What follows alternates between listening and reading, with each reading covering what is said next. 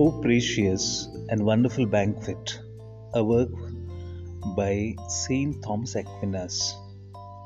Since it was the will of God's only begotten Son that men should share in his divinity, he assumed our nature in order that, by becoming man, he might make men gods.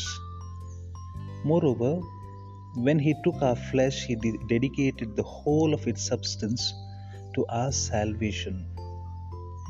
He offered his body to God the Father on the altar of the cross as a sacrifice of our reconciliation.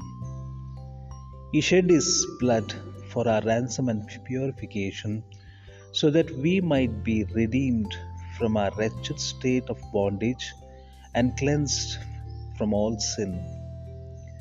But to ensure that the memory of so great a gift would abide with us forever, he left his body as food and his blood as drink for the faithful to consume in the form of bread and wine. O precious and wonderful banquet that brings us salvation and contains all sweetness, could anything be more intrinsic value? Under the old law, it was the flesh of calves and goats that was offered, but here Christ Himself, the true God, is set before us as our food. What could be more wonderful than this? No other sacrament has greater healing power.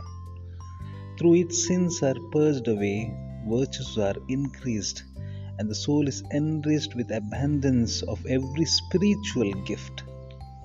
It is offered in the church for the living and the dead, so that what was instituted for the salvation of all may be for the benefit of all.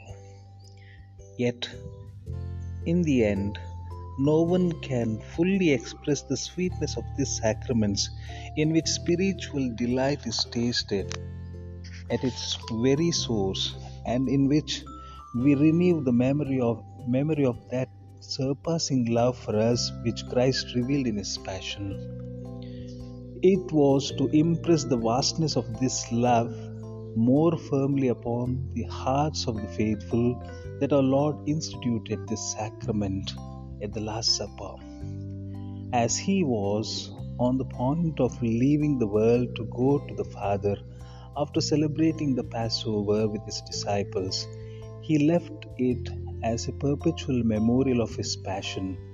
It was the fulfillment of ancient figures and the greatest of all his miracles, while for those who were to experience the sorrow of his departure, it was destined to be a unique and abiding consolation.